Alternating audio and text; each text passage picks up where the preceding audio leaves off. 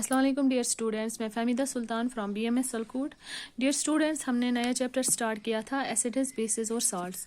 मैंने आपको बताया था कि एसिड्स क्या होते हैं। The substances which have sour taste are called acids and the substances which have bitter taste and feel slippery soapy touch are known as bases. वो चीज़ें जो सुअर इन टेस्ट होती हैं उनको हम एसिड्स बोलते हैं, और जो चीज़ें बिटर इन टेस्ट होती हैं और जिन का सोपी टच होता है, जो स्लिपरी होते हैं, उनको हम बेसिस बोलते हैं। बट डियर स्टूडेंट्स, हम हमेशा टेस्ट से नहीं बता सकते हैं कि कौन सी चीज़ एसिड है और कौन सी चीज़ बेस है, क्योंकि ये कभी कभी नुकसानदेह भी हो सकता है। सो अब हम कैसे बताएंगे कि कौन सी चीज़ एसिड है, कौन सी चीज़ बेस है। इसके लिए हमारे पास एक सब्सटेंस है जो हमें बताता है कि कौन सी चीज़ एसिड है और कौन सी चीज़ बेस है। उन सब्सटेंसेस को हम इंडिकेटर्स बोलते हैं। आज हम इन्हीं इंडिकेटर्स के बारे में पढ़ेंगे। सो इंडिकेटर्स क्या होते हैं? The complex naturally occurring substance which change their color on coming in contact with acidic or basic substance are called indicators। वो substances जो अपना कलर चेंज करते हैं when they come in contact with acidic or basic substance। वो चीज़ें जो अपना colour change करते हैं जब वो किसी एसिडिक या किसी बेसिक सोल्यूशन के कांटेक्ट में आते हैं, वो अपना कलर चेंज करते हैं, उनको हम इंडिकेटर्स बोलते हैं। समझ आई बात? ओके। एग्जाम्पल्स हैं इंडिकेटर्स का। लिटमस सोल्यूशन है, ये नेचुरली ओकरिंग इंडिकेटर्स होते हैं। लिटमस सोल्यूशन है, फिनोप्थिलीन सोल्यूशन है, चाइना रोज पेटल्स है और टर्मरिक भी होता है।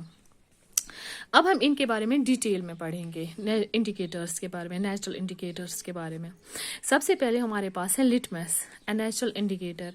ये सोल्यूशन में भी आता है और ये स्ट्रिप्स में भी आता है। इसका हम रेड लिटमस पेपर भी बनाते हैं और ब्लू लिटमस स्ट्रिप भी बनाते हैं। ये लिटमस सोल्यूशन कैसे अपना कलर चेंज करता है, एसिड में कैसा बनता है और बेस में कैसा बनता है, मैं आपको बताती हूँ। जो न्यूट्रल लिटमस सोल्यूशन होता है वो अपना कलर रेड में चेंज करता है, ठीक है। Neutral litmus solution turns red when added to some acidic solution. ये रेड बन जाता है जब किसी एसिडिक सोल्यूशन को हम न्यूट्रल लिटमस सोल्यूशन ऐड करते हैं तो उसका कलर रेड हो जाता है, और जब हम वो किसी बेसिक सोल्यूशन को ऐड करते हैं तो उसका कलर ब्लू हो जाता है। सो प्यारे बच्चों, अगर मैं आपको दो सब्सटेंसेस दूंगी और साथ में मैं आपको लिटमस सोल्यूशन दूंगी, अब मैं बताती हूँ आपको कि अब मैं आपको पूछूंगी कि जरा बच्चों बताओ मुझे कि एसिड कौन सा है और बेस कौन सा है। आप क्या सिंपली आप जब ऐड करोगे दोनों सोल्यूशनों को लिटमस, तो जिस सोल्यूशन का कलर रेड हो जाएगा वो एसिड होगा, और जिस सोल्यूशन का कलर ब्लू होगा वो बेस होगा। इसी तरह से जो रेड लिटमस पेपर है, जब हम उसको एसिड में डालते हैं तो उसका कलर चेंज नहीं होता है, लेकिन जब वो रेड लिटमस पेपर हम बेस में डालेंगे तो उसका कलर ब्लू हो जाता है। इसी तरह से अगर हम ब्लू लिटमस पेपर को एसिड में डालेंगे तो उसका कलर रेड हो जाएगा, लेकिन अगर हम उसको बेस में डालेंगे तो उसका कलर चेंज नहीं होगा। समझ आई बात? बस आप सिंपली याद रखो कि लिटमस सोल्यूशन का कलर एसिड्स में रेड होता है और बेसिस में लिटमस सोल्यूशन का कलर ब्लू होता है। इसी तरह से हमारे पास जो सेकंड नेचुरल इंडिकेटर है उसको हम चाइना रोज बोलते हैं। जो चाइना रोज है ये एक फुलार है जिसके पेटल्स पिंक होते हैं, ठीक है।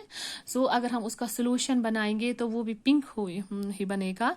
अगर अब हम इस coloured solution of China rose को बेसिक सोल्यूशन में डालेंगे तो बेसिक सोल्यूशन का जो कलर है वो ग्रीन हो जाएगा। अगर हम coloured solution of China rose को बेसिक सोल्यूशन में डालेंगे तो बेसिस में उसका कलर ग्रीन होगा, लेकिन अगर हम उसको एसिडिक सोल्यूशन में डालेंगे तो उसका कलर, चाइना रोज का कलर, डार्क पिंक हो जाएगा, ठीक है। सो अगर मैं आपको इसी तरह से दो सब्सटेंसेस दूंगी, साथ में चाइना रोज दूंगी, बताऊंगी कि पूछूंगी कि कौन सा एसिड है और कौन सा बेस है। सो आप बताओगे जिसका कलर ग्रीन हो जाएगा वो बेसिक सोल्यूशन होगा, और जिसका कलर डार्क पिंक हो जाएगा वो एसिडिक सोल्यूशन होगा।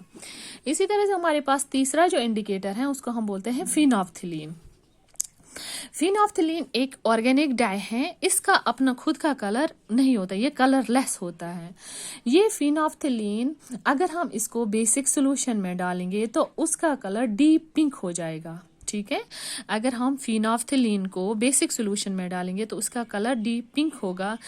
अब अगर हम इसको एसिडिक सोल्यूशन में डालेंगे तो उसका कलर बिल्कुल वैसे का वैसा ही कलरलेस ही रहेगा, जो कोई चेंज नहीं आएगी, जैसा कलर होगा वैसा ही रहेगा। सो फिनोल्फथलीन से अगर हम उसको बेसिक सोल्यूशन में डालेंगे तो उसका कलर डीप पिंक होगा, और अगर एसिड्स में उसका कलर नहीं आएगा, वो कलरलेस ही रहेगा। लास्टली हमारे पास जो होता है, जो हमारे घरों में भी होता है एक इंडिकेटर, उसको हम टर्मेरिक बोलते हैं, कश्मीरी में लिदर और उर्दू में हल्दी।